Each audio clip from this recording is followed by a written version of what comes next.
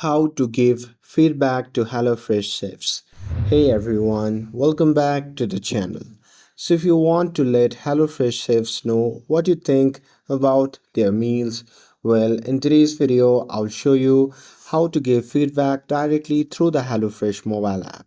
So, now without further ado, let's get started. So, first thing first, open the HelloFresh app on your phone and make sure that you're logged in to your account.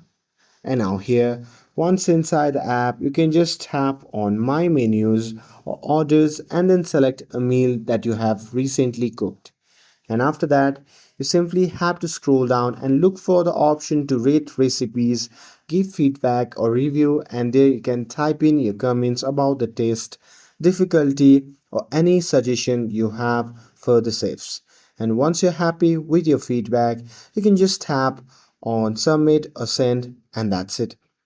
Now, your feedback will help HelloFresh chefs to improve recipes and deliver better meals. And with this, if you found this video helpful, then don't forget to like, share, and subscribe to get updated for more videos. Thanks for watching, and I'll see you in the next video.